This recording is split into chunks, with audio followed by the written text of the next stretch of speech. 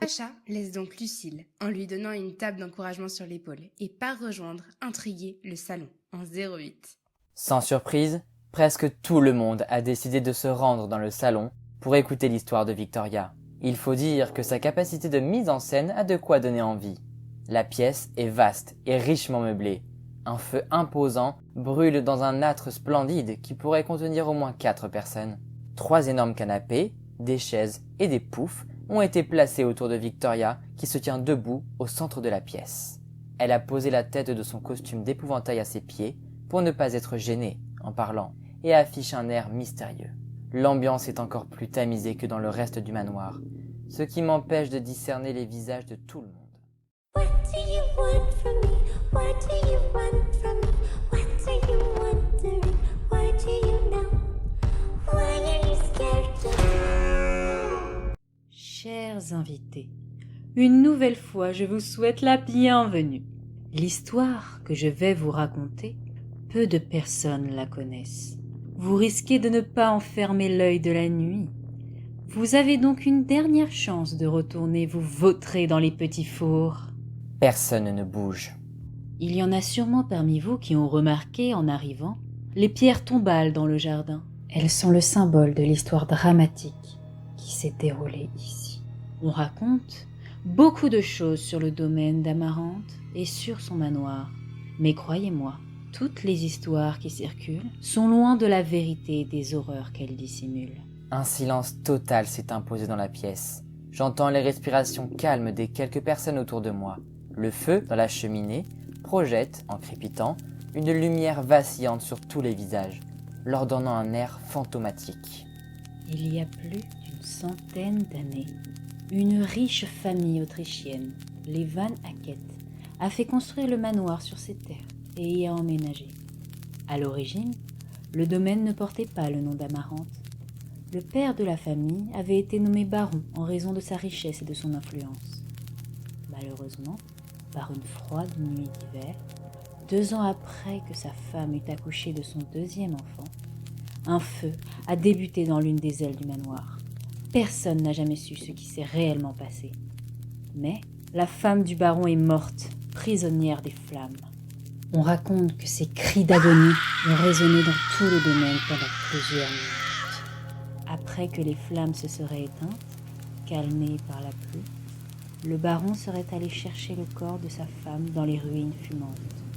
Il l'aurait transporté dans ses bras, tas de chair carbonisée, et serait allé l'enterrer dans le jardin.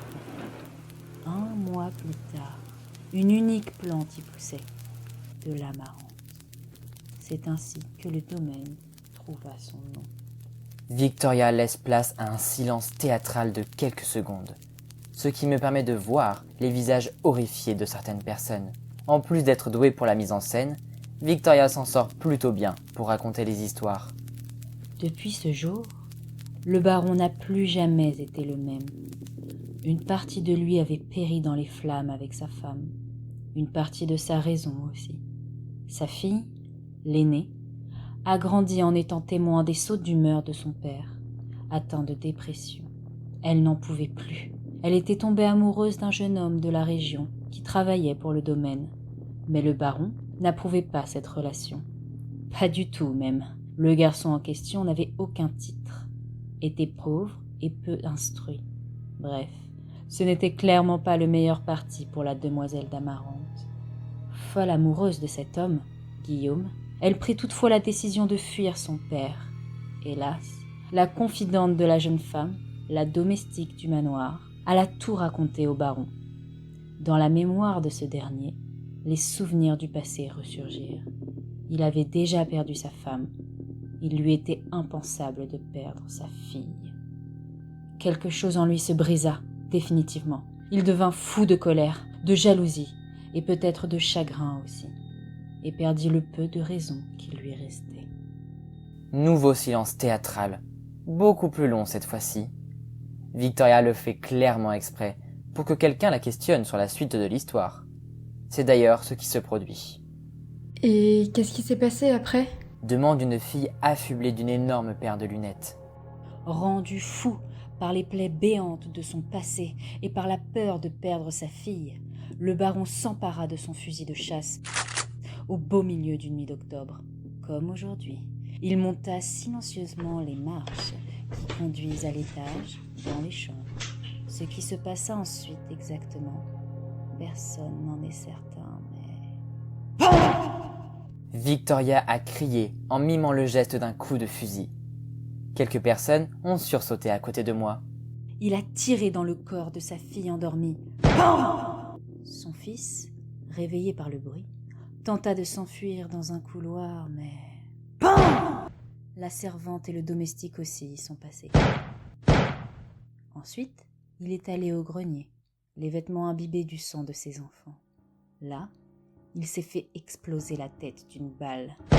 C'est ainsi que le baron Van Hackett est devenu le baron sans tête. Un silence de mort pèse sur toute la pièce. Une bûche se met à craquer dans l'âtre, faisant sursauter une bonne partie de l'assemblée. Pendant une fraction de seconde, une gerbe d'étincelles de la cheminée illumine un visage dans un coin de la pièce. Celui de la jeune fille que j'ai aperçue plus tôt. Son regard bleu croise le mien et s'y accroche, avec une intensité qui crée une étrange sensation dans mon ventre. Depuis ce jour, beaucoup disent que le manoir est hanté. Pendant les longues nuits d'hiver, il serait possible d'entendre des hurlements du côté de l'aile ouest, où est morte la femme du baron. Parfois, certains visiteurs sentent même l'odeur de la marante dans les couloirs obscurs de la demeure. Ce serait le signe que le fantôme de la femme du baron est là. Il arrive aussi que les gens entendent des bruits sourds au grenier, comme des pas pesants. Dans les années 60, un couple s'est crevé les yeux pour ne plus avoir à supporter les visions d'horreur qu'ils rencontraient dans les couloirs du manoir. Des histoires de ce type, il y en a tout un tas. Mais presque toutes sont d'accord sur un point. Le baron arpente encore les couloirs du manoir. Et Guillaume, le mec que la fille du baron aimait, qu'est-ce qu'il est devenu? Demande un garçon déguisé en Harry Potter. Personne ne le sait vraiment. Certains disent qu'il a disparu, tout simplement. D'autres pensent qu'il se serait suicidé. Maintenant, si ça vous tente, on peut essayer d'utiliser ça pour obtenir des réponses. Une table de Ouija? Observe quelqu'un qui se trouve à côté. Oh, énorme! J'ai toujours eu envie d'essayer ce truc! Rétorque une autre, la voix pleine d'excitation. C'est à vos risques et périls. Mais moi, ça ne me fait pas peur. La séance démarre dans 5 minutes. Le temps de permettre aux flippettes de bouger. Les fantômes sentent quand vous avez la trouille. Et ça ne leur donne pas envie de discuter. Il y a du mouvement. Des personnes s'installent plus confortablement, tandis que d'autres quittent le salon. L'enthousiasme de ceux qui veulent participer à la séance m'amuse clairement. Même si j'apprécie ces histoires de fantômes, je trouve ce genre de séance légèrement ridicule. Un coup d'œil me permet de voir que la blondinette a quitté la pièce. Décidément, Victoria me fait alors signe de venir lui parler. Sacha peut se diriger vers Victoria en 10 ou bien essayer de trouver Lucille et Clara pour passer la soirée avec elle en 09.